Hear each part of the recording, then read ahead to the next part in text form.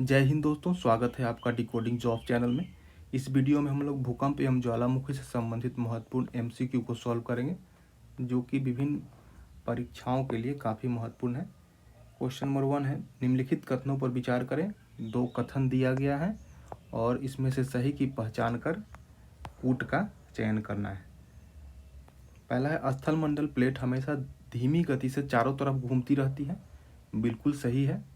प्लेटें जो है अस्थायी नहीं होती है, ये हमेशा गतिशील रहती है और घूमती रहती है।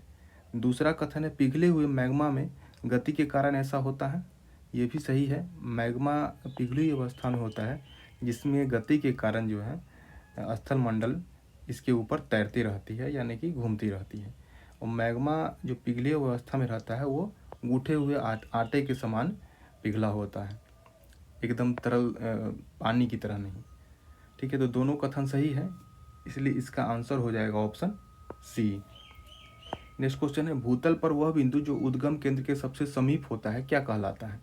इसका आंसर हो जाएगा ऑप्शन सी, अधिकेंद्र यानी ईपी सेंटर कहलाता है।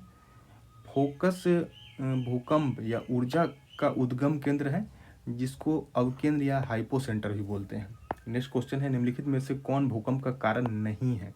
इसका आंसर हो जाएगा ऑप्शन बी, सुनामी भूकंप का कारण नहीं है बल्कि परिणाम है। यह जो है महासागर की तली में भड़ंसन, प्लेटों के टकराने या ज्वालामुखी विस्फोट से जो कंपन होता है उसके कारण आता है। ठीक है, बाकी तीनों जो है भूकंप का कारण है, ज्वालामुखी क्रिया, भूपटल भ्रंशन या फॉल्टिंग और जलीय भार। जलीय भार कैसे है भूकंप का कारण?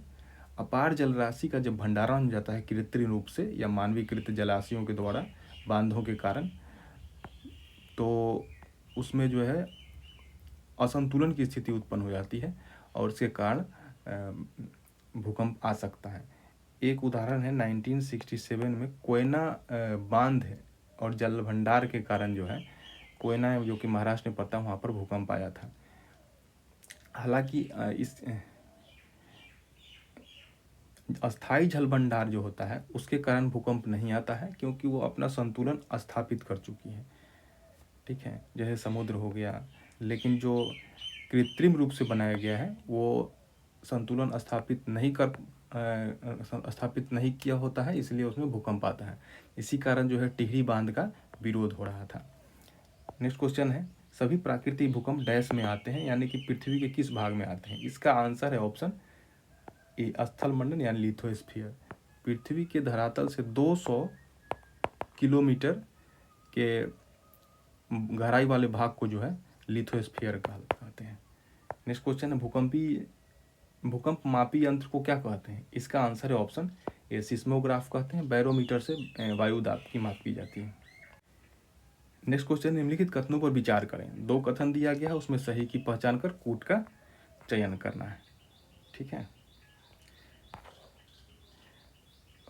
पहला कथन है, अधिक घनत्व वाले पदार्थों में तरंगों का वेग अधिक होता है। बिल्कुल सही है। जितनी भूकंपीय तरंग है, अगर घनत्व बढ़ता जाएगा तो उनका वेग भी बढ़ता जाता है, अधिक होता जाता है। इस तरंगे केवल ठोस पदार्थों के माध्यम से चलती हैं। बिल्कुल सही है, बिल्कुल वो ठोस पदार्थों के माध्यम से ही चलती है। दोनों कथन सही है, इसलिए इसका आंसर हो जाएगा ऑप्शन सी। नेक्स्ट क्वेश्चन है, धरातल पर सबसे पहले कौन सी तरंग पहुंचती है? इसका आंसर हो जाएगा ऑप्शन बी, पी तरंगे पर सबसे पहले पहुंचती है। नेक्स्ट क्वेश्चन, इनमें से कौन अनुप्रस्थ तरंगे हैं? इसका आंसर हो जाएगा ऑप्शन ए, एस तरंगे जो है अनुप्रस्थ तरंगे हैं। नेक्स्ट क्वेश्चन, सर्वाधिक विनाशकारी लहर कौन है? इसका आंसर हो जाएगा ऑप्शन सी, एल तरंग जो है वो सर्वाधिक विनाशकारी होती है। नेक्स्ट क्वेश्चन, निम्नलिखित में से कौन सही है? इसमें सही वाला चुनना है। इसका आंसर हो जाएगा ऑप्शन बी, पी तरंगे गैस, तरल एवं ठोस तीनों माध्यम से जो है गुजर सकती हैं। अच्छा, इसमें थोड़ा सभी तरंगों के बारे में देख लेते हैं।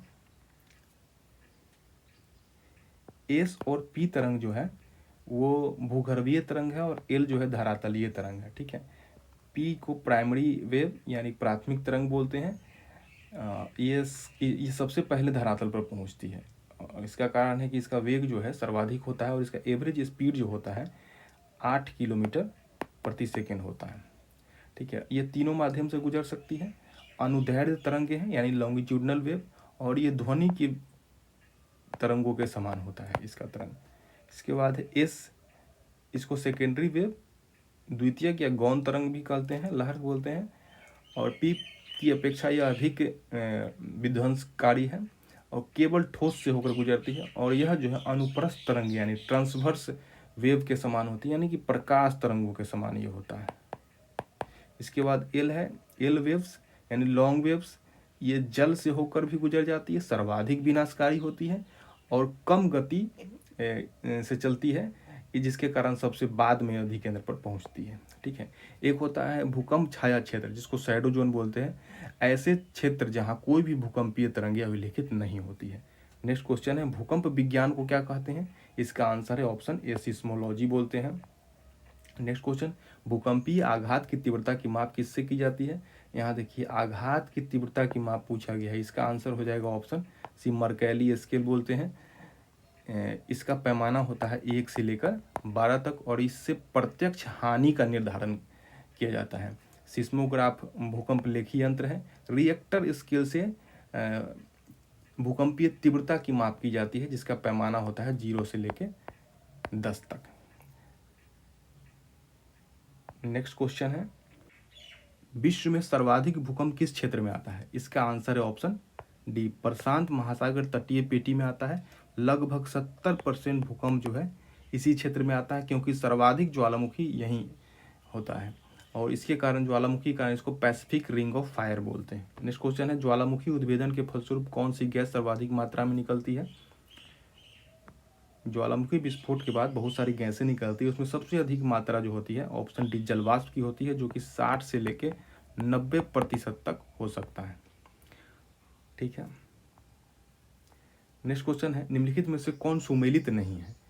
इसका आंसर हो जाएगा ऑप्शन डी, स्ट्रोम्बोली जो है अमेरिका में नहीं है बल्कि इटली में है। ठीक है, इसलिए ये गलत है, यह सुमेलित नहीं है, आंसर इसका डी हो जाएगा। और तीनों सुमेलित हैं। कोटापेक्सी इक्वाडोर में जो सबसे ऊंचा ज्वालामुखी है और फ्यूजियामा जो है जापान में। इसके अलावा ओजस डेल सेलाडो अर्जेंटीना चिली बॉर्डर पे है। मोना लुआ जो कि हवाई द्वीप में है और अमेरिका की टेरिटरी में आता है। माउंट वेसुवियस इटली में भी है। माउंट एल्ब्रूस रूस में है और किलिमंजारो तंजानिया में है। नेक्स्ट क्वेश्चन है निम्नलिखित में से कौन ज्वालामुखी क्रिया से निर्मित स्थलाकृति है? यानी कि ज्वालामुखी से संबंधित कौन सा है? इसका आंसर हो जाएगा ऑप्शन एक, कॉल्डेरा जो है ज्वालामुखी से निर्मित स्थलाकृति है। नेक्स्ट क्वेश्चन, निम्नलिखित में से किसका निर्माण ज्वालामुखी से नहीं होता है? इसका आंसर हो जाएगा ऑप्शन सी, इंसेलबर्ग जो है ज्वालामुखी इसका कारण नहीं है बल्कि पवने हैं इसका कारण। ठीक है। ज्वालामुखी से निर्मित दो तरह के पदार्थ होते हैं। एक होता है दो तरह की आकृति, एक होता है अंतर्वेदी आकृति जो पृथ्वी के धरातल के नीचे होती है, जिसमें बैथोलिथ, लेपोलिथ, फैकोलिथ, सील और डाइक होता है। और जो बाह्य स्थलाकृति होती है यानी धरातल के ऊपर बनती है उसमें है शंकु, क्रेटर, कॉल्डेरा, गेसर इत्यादि हैं। ठीक है। अब नेक्स्ट क्वेश्चन है किस महाद्वीप में एक भी ज्वालामुखी नहीं है? इसका आंसर है ऑप्शन डी, ऑस्ट्रेलिया में एक भी ज्वालामुखी नहीं है। तो यही थे कुछ महत्वपूर्ण प्रश्न। फिर किसी दूसरे वीडियो में दूसरे टॉपिक के साथ मिलते हैं। Thanks for watching.